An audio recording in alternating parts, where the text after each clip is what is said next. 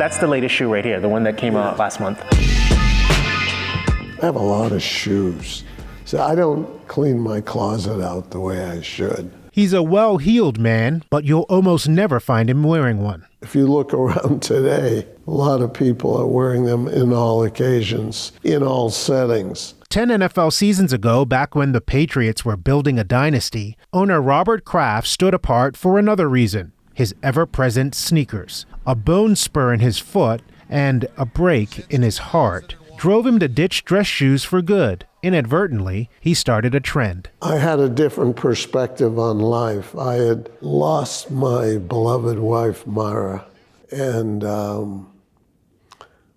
when we buried her, I looked at life a little differently and knew my quality of life was better walking in comfortable sneakers. You didn't set out to create a trend, but you helped create a trend.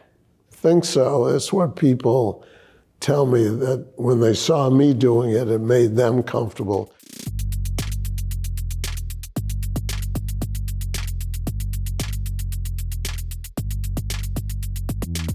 Slightly less than a decade ago, a slow-moving shift on the nightclub scene too. Sneakers used to get you sent home. Now they're basically the uniform. You know, it's acceptable. It's pop culture now. It's streetwear is what's in. Ace Gershfield is a longtime nightlife event promoter in Boston. He attributes the sneaker shift to hip-hop.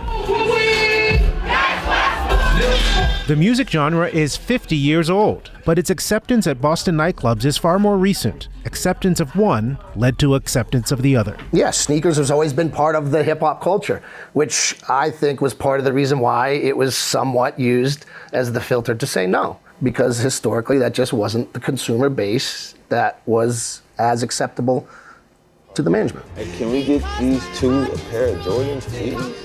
Hip-hop and sneakers are so intertwined, rapper IDK teaches sneaker collaborations at a Harvard University hip-hop academy every summer.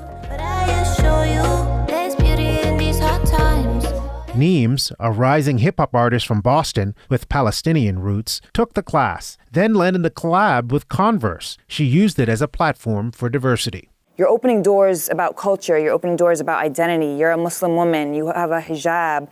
You're bringing an identity much bigger than just, oh, this is a fire shoe collab. It's like super special, not just to me, but for my family and my cousins and people who look like me and Palestinians and just culture in general. I think Ty Law made these up for me. Bob Kraft has a sneaker collaboration too, with Nike. He just released the 9th edition of the Robert Kraft Air Force Ones. I like blue a lot, in case you can't tell.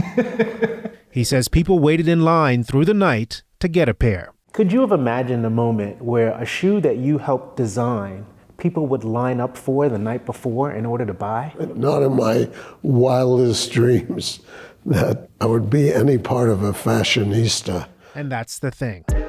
In our sneaker city, soft soles are everywhere now. You don't need to be a billionaire or a hip-hop star to rock them. Just about anywhere.